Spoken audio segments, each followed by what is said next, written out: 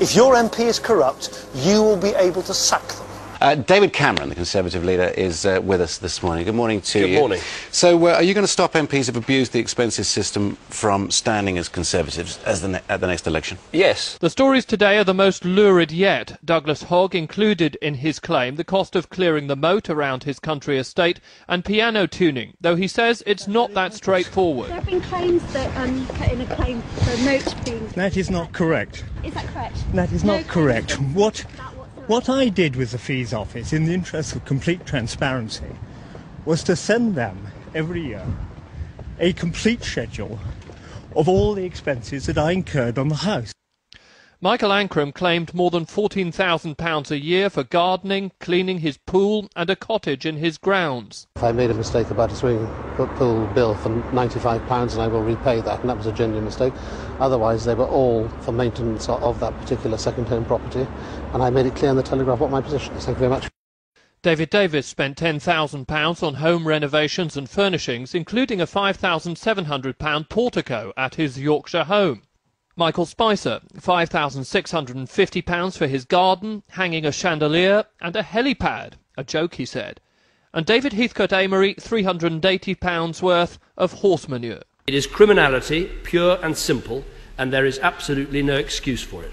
That was common or garden law breaking. Law breaking has to be punished. And I think one of the heartening things we're seeing now is because the courts have been sitting around the clock, we're actually seeing a much tighter timetable between getting your collar felt by a police officer, going to a police cell, appearing in front of a court, and then being sent to prison. And I hope one of the learnings of the last few days is if we can have that sort of speedy justice, as it were, at this time, why can't we have speedy justice all of the time?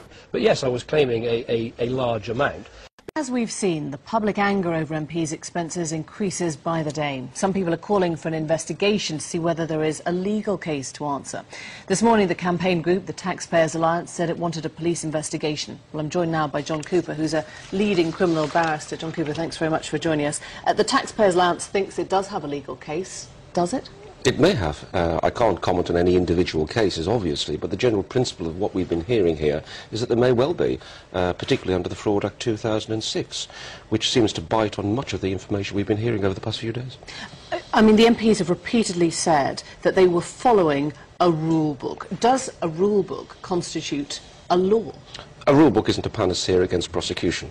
It's important to say a rule book may well have relevance for internal disciplinary matters, but we're hearing time and time again at the moment that it's being used as a blanket defence. It is not a blanket defence. What happened was when he became an MP, he got a large house in his constituency in Witney in Oxfordshire. He got a large mortgage to pay for that house. Shortly afterwards, he paid off out of his own money his private mortgage, his personal mortgage on his personal first London home, if you like. Now, he wasn't breaking any rules in doing that. The suggestion, the implication is, well, could he not, if he had a lump sum, have put that into the pot for his second home, save the taxpayers some money? Well, the Conservatives, they say it wouldn't have made much difference. They say he definitely hasn't broken any rules. That even if they were within the rules, even if they were allowed under the system, but that look excessive or wrong in any way, those are being repaid. That was law breaking, that was looting, that was thieving.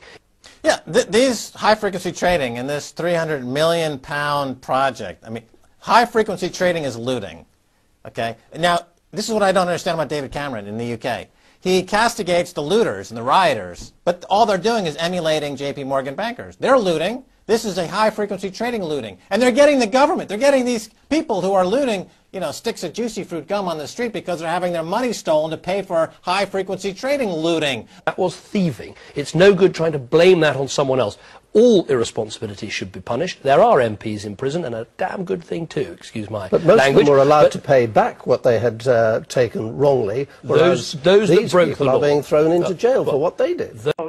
When I looked at the expenses when they were published, I was extremely concerned at the way that he flipped these mortgages and his first and second homes in order to claim the maximum amount possible on mortgages and also to avoid paying capital gains tax. And yet we understand that the complaints being investigated by the Standards Commissioner isn't so much about the flipping as about an original mortgage of £440,000 that he had. That's right. He bought a house outside his constituency at Patton about a year before he was elected, and he bought it for cash. And then he took a mortgage on it 2 years later, after he was elected, and he just went on from there. He first called it his main home, then he called it his second home, and he's just a prime example of the way some politicians have been bending the rules to get the most benefit.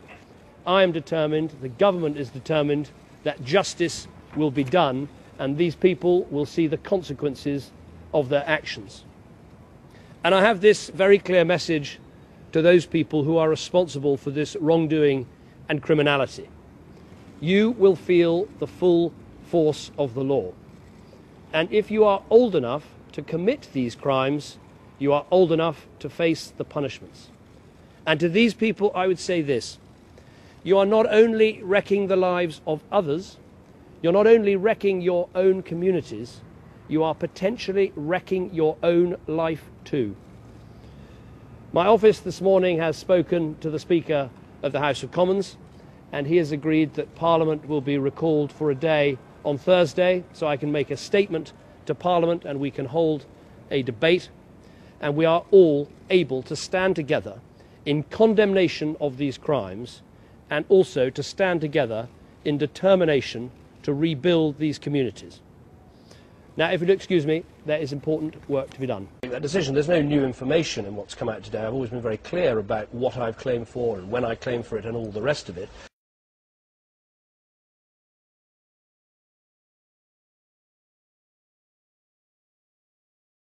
Just very quickly, how on earth do you sleep at night?